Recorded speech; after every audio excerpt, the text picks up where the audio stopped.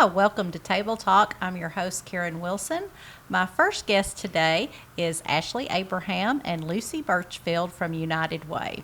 United Way didn't begin as a joke, but it only just sounds like one when in 1887, a woman, a priest, two ministers, and a rabbi came together for the goal of making their community a better place for everyone through the cooperative action. So 135 years later, the organization became known as United Way, and now it's part of Warren County, serving coffee, more Warren counties. Miss Lucie is the Vice President of Development and Engagement, and Ashley, you are the kind of the leader of this collaboration as we take off and kind of combine the Murfreesboro area with Warren County. Am I right in saying that? I hope so. Yes, ma'am, you are. Okay. Well, talk to me first just about the history of United Way in our area, maybe in the state or this region. Okay, so in 1982, we were the United Givers Fund of Coffee County, and then we transitioned to United Way of Highland Rim. From there, we were the United Way of Coffee in Moore County, so we added Lynchburg on. And then currently, United Way of Highway 55, and then the beginning of this next year, 2025, we'll be merging under the umbrella of United Way of South Central Tennessee. Very excited about that. Okay, so tell us more, I guess, about the partnering between the two United Way chapters and what was the thought process behind that. So this past year, we have had many conversations and very thorough conversations with United Way of South Central Tennessee and their team, and Lucie was involved in that as well, and also the board as well. So we're growing, and I think our allocations this past year, we gave out $60,000, but with that growth, we need more support and more back support. And also United Way, I mean, we're big into, uniting our forces and creating that bigger impact. So they do have a bigger staff there, and also, they'll be able to give us a lot more support for our area, more grants, and just more programs in our area as well. So it was definitely a very big decision, but a decision that we definitely see as the right direction. Mm-hmm. Well, good. I mean, we're always needing more resources in our area, so that's good to collaborate with those that have a little more. How does United Way determine, I guess, what charities or initiatives to help with? How is that done? So we do have our pillars that we kind of base them under, and they're health, income, education, and basic essentials. So when each applicant, they do have to serve one of the three counties that we serve currently, so Coffee, Moore, and Warren County. And they do have to kind of fit under, one of those four pillars of their mission, which is kind of broad, which is exciting. But we also, I think, the biggest thing is in this next new year, United Way of South Central Tennessee, which I know Lucie can maybe speak more on this, they'll be doing a needs assessment. And I think that'll really change the game for us, because we'll be able to really know in each county, and it looks different in each county too, what the needs are. And then when we go forth to those allocations, we'll, and those nonprofits will apply, we'll know those needs for that year. And that'll definitely take a very big joint effort from our community. Mm-hmm. Well, can you speak to the needs assessment and how that works? Sure.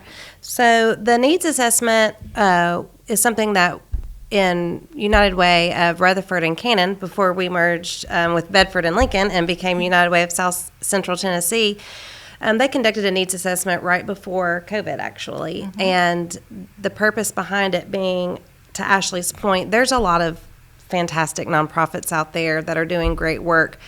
But we didn't want to be siloed in a boardroom and that board decide what the greatest needs of the community are in any given moment in time without input from those in sectors doing that work in the field or possessing data that would help inform our funding. So we gathered many people from many areas. We have councils in each of our areas, to Ashley's point, of health, mental health and substance abuse, education, and financial stability. And we let the facts, the data, and the conversation bring us to those, we can call them the bold goals 2030 at that time. And so that informs how our granting goes. So if it doesn't fall under that umbrella or any of those categories, then it's not something that we would fund, but we would try to help them find, direct them where they could. But and we will do the same thing in all of our counties now, because again, each county is different. The needs are going to be different, and we want to make sure that the community has a voice in what are the priorities, and the data is driving what the priorities are, so that we can actually make the biggest impact where the need is the most. Good. I mean, it's awesome to, as you said, assess on a local level. Nothing, no one knows it better than the people with the boots on the ground on what their needs are. And you don't want to throw money at, say, a homeless effort when that's not a problem in that area. But then another county may have that problem. Exactly. So that's a great way to do it. Let's talk about the United Way and the 211 thing, which is really impressive. I'm not sure which one of you will address that, but 211 is a great program you all have started. Absolutely. So 211 is a national product, and that's kind of another, when you're thinking about the pros of United Way. United Way is an international organization with local representation, and they give us products that anyone can use anywhere at any time, and 211 is one. So in the late 1990s is when 211 kind of started coming to fruition, and the number was requested and saved, and basically it functions very similar to 911, except these are not for emergency, the same types of emergencies. They are emergencies, but not the same type of emergencies as 911. And you're going to be connected with a person, and they're going to really listen. These are social workers, and they're trained to hear, because a lot of times when we're in crisis, you think your biggest need might be one thing, and as someone talks to you and listens, they may realize you have multiple needs, and maybe you even have them in the wrong priority order. Like you need to address this before you address this. So they're going to really listen, and they're going to direct that person to the agencies in their area that can help them with their need. Because what we are seeing is it's taxing for agencies, and it's taxing for those in crisis to. So if you don't call 211, you're having a crisis. It's food insecurity, it's child care, it's transportation, it's fear of eviction. You're going to get in your car or public transportation, and you're going to go to each agency that you think might be the best one for you. And they may or may not be staffed that day. It could be weekends. We can't always have a crisis at a convenient time. Or they go to the wrong one, and so now that agency who normally helps these problems, they're going to have to stop helping to help this person who's at the wrong place. And it's taxing for both. And that person that's in crisis is having to repeat whatever is going on with them over and over. So it's just not a good system. So that's what 211 does. Now, I always like to say, it is not case management. So you're not going to get someone who's going to walk you through all these steps and be with you step by step, but you can call it as many times as you want, and someone's going to help direct you to the best places for you in that moment. Right. And as I said, it's sometimes you don't know who to call, who helps with what, but this is kind of your one-stop place where you can get multiple resources, make your notes, who to call and who's going to help and that type of thing. Sorry. Go ahead. I was going to say, and it is, you can access 211 on your phone or on your computer. We always talk about calling it, but it is accessed electronically as well if you need to. Is it a textable process as well? I think it is, but I'm not going to say that 100%. Okay. Because you asked me that, and now I'm thinking, I don't know, so I don't want to say 100%, but I definitely know there's an interactive piece online. Okay, all right. Well, that's the way so many people function these days is they don't pick up the phone anymore. They text. And Ashley, were you going to weigh in on something Well, there? it's probably, I wanted to say too, it's probably frustrating when somebody is in need, and you never know when you're going to be in need. It could be any of us at any point in time. So it's frustrating to not know where to turn. And so this 211 is a huge, huge resource for our community, not just for Warren County, but for all over. Right. And there is you can call, you can text it. I guess you can text your zip code to 898-211, and there's also like a live chat too on their perfect. website. So there's many different ways to do that, but I know we have so many programs within United Way, so 211 is just one of those. We also have Benefits Kitchen, which is actually kind of a part of 211. You just simply have to text benefits to 211-211, so you actually put that in twice. And that will give you a series of questions that is 5 to 10 minutes long, and it'll actually tell you if you're eligible for benefits like TennCare, like SNAPs, like the Child Care Assistant Program, and others. And that's another one-stop shop for benefits in your area. That's which is great. huge. Yeah. So yeah. That's a great resource to have. So tell us how businesses or people can partner with United Way in our area. Many different ways. It kind of looks different per business. And Lucy is great at this question, but yeah, there's so many different ways to engage with United Way and ways that we can help their business as well. Absolutely. So what we've seen throughout the years is, and just to back up, so historically, United Way, before cell phones, before computers, before all of that, the workplace was really the place that the majority of people did their charitable giving. Employers would have these campaigns and offer their employees the chance to give to an organization via payroll. And that still is going on today a lot.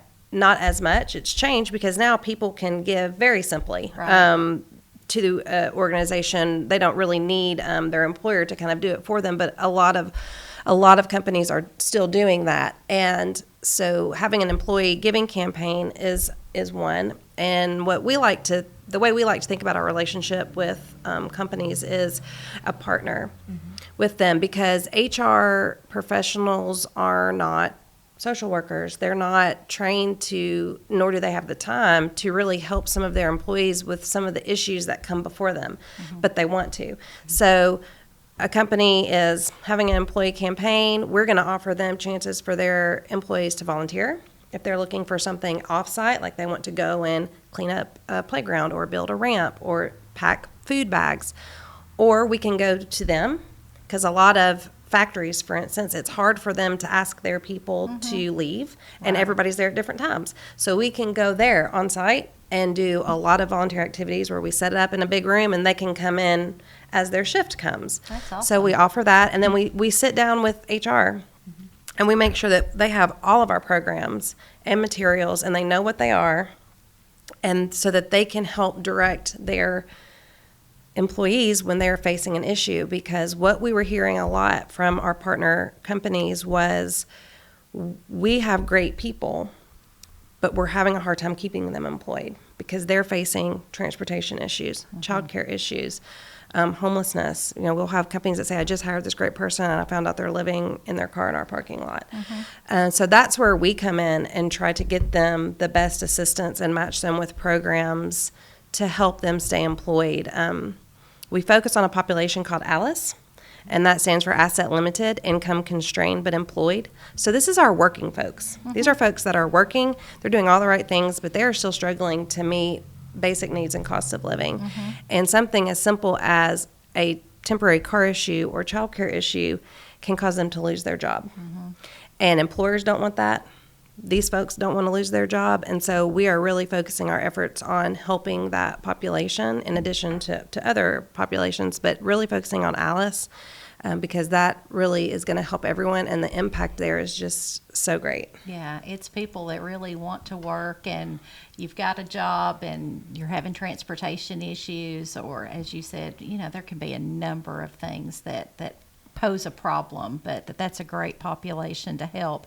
And you all do a fantastic job with that. Lots of opportunities for employers to step up. You also have the I guess maybe that's what you were, if the giving, like where you can contribute, companies can contribute and employees can contribute out of their paycheck, which is so easy because it's a small amount, but it adds up. Absolutely, and it's pre-tax, and there's a lot of good things about it, and it's easy. And so we still look to companies to do those, and they view that really as part of their community responsibility. Their company's plan for giving back, and companies also support us through event sponsorship. Ashley has a fantastic event here called United in Spirits, and so that's another way that companies can choose to support United Way is through sponsoring an event. And then in our area, which we hope will translate to this area, is we have companies that fund different programs. So some companies choose to support with their corporate dollars through event sponsorship and some through program sponsorship, and we love both. Oh, so, yeah. so there'll be lots of opportunities for us to have some conversations about the best way for that company to meet their goals by partnering with United Way. Well, thank you, ladies. This has been a great segment, good kickoff. We're going to talk with a couple advisory board members that are local ladies, but thank you, Ashley and Lucie, for coming and for being a part now of this regional United Way with the South Central. I've got to get that right now. South Central United Way. So we'll be right back in just a moment with some more guests on Table Talk.